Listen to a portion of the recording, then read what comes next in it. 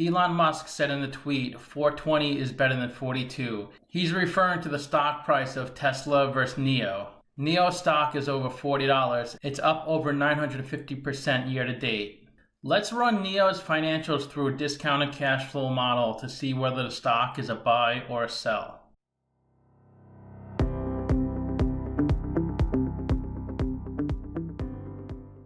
Welcome to my channel. I'm Scott, and if you want to catch my newest video, I post one every day at 8 a.m. In this video, I am going to walk you through the process of valuing NIO stock by looking at its financial ratios and dissecting its financial statements, so we can determine if the stock is a buy or a sell. NIO is a Chinese automobile manufacturer headquartered in Shanghai. It specializes in designing and developing electric vehicles. Let's get started with the model. This is a large cap company, 57 billion market cap. They're trading at $41.74 a share, and they have 1.4 billion shares outstanding. Let's look at the financials. Free cash flow is how you value a company. You estimate the future free cash flows, and then you discount that number back to today's value. And that's what we're doing in this video today. And free cash flow is cash flow from operations minus capital expenditures. Since the company is continuously investing back into their operation, they have negative free cash flow each year. Net income is the profit and loss on the income statement. It's revenue minus expenses. They also have negative net income in all the years.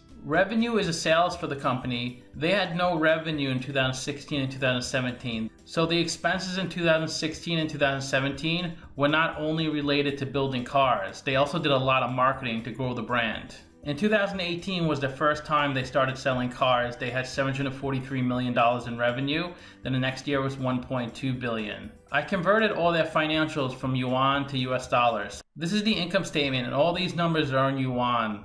And you can see that 7.8 billion of revenue. Cost of revenue was 9 billion. So the cost directly related to making the cars was more than the revenue they brought in. So their gross profit was negative 1.2 billion.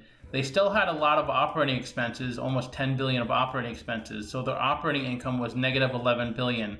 This is pretty common with a startup. They have a lot of costs in the beginning. As the sales increase, these numbers should improve dramatically. And this is the statement of cash flows, and each year they had a negative operating cash flow. They also had a decent amount in CapEx. That's why they had such a big negative free cash flow each year. Let's look at a capital structure. 1.3 billion of debt, and they have negative 945 million of equity. When a company has negative equity, that means the liabilities are greater than the assets. They pay 4.4% interest on their debt, and they're 100% debt since they have negative equity. And their WACC is 4.43%, and that's a discount rate we're going to apply to the future cash flows. We estimated 4 years of future free cash flows. We also estimated a terminal value, which is all cash flows past year for that's 78.7 billion. We discounted those numbers back to today using the weighted average cost of capital. We get a value of the company of $71 billion. We divide that by 1.4 billion shares. Price of $52.42. They're trading at $41.74, so they're trading at a 20% discount. It's a buy according to the model. Simply Wall Street has them valued at $28.47, so they're saying the stock is overvalued. It's really hard to value a company with negative free cash flow every year, because obviously the value comes out negative and you can't have a negative stock price. In order to value this company, I looked at other analyst estimates, and I also looked at the free cash flow growth of Tesla and applied that to this company. Anytime you value a company, there has to be some estimation. So it is kind of a guess, because nobody can predict the future. We have to do the best job with the information we have. But in this case, it's much more of a guess than most companies because we don't have much information to work with. Let's see where the stock has been trading the past few months. The stock was pretty low for several years, but the past 6 months it's really been driven up. So if you own this stock down here, you're making a really nice return. This is their car sales by year. So in 2016, they didn't sell any cars. 2017, 6 cars. In 2018, they sold 8,101 ES8s. In 2019, they sold a little more ES8s, but they sold a lot of ES6s, 20,000. And in 2020, their sales aren't so great, even though this is only for 6 months because of COVID. You would expect their sales to double or triple. So their sales will probably be pretty similar in 2019 versus 2020, but I would expect their sales to increase dramatically in 2021 and 2022. This is the ES6 you could see on this front license plate. The cost is $60,000 US. This is the ES8. The cost is equivalent to $70,000 US. NIO is sometimes called the Tesla of China. Cars are only sold in China, but eventually they will be available in the US, Europe, and other countries. A big reason NIO stock has soared so much this year is because it got a $1 billion injection by Chinese government-backed investors. Unlike Tesla, which recently reported 4 straight profitable quarters, NIO has never had a profit. What makes NIO different is it lets you swap your EV battery for a freshly charged one at one of its 130 plus stations instead of waiting for it to juice up. The swap process can take minutes. The subscription is about $145 US a month. NIO also offers a 24-hour on-demand charging service. A user is able to arrange to have NIO pick up his or her vehicle. The vehicle is driven to a nearby battery charging station or battery swap station, or a charging truck is driven to the parking location. The vehicle is returned to the user once battery charging or swapping is completed. NIO also provides idle charging, which allows users to set an anticipated start time and end time when the vehicle is expected to remain idle, such as overnight. Users are able to monitor their vehicle charging status in real time using the NIO app on their smartphone. NIO currently has 386 charging trucks in major cities in China. A customer can request a charging truck 24/7 with the mobile app.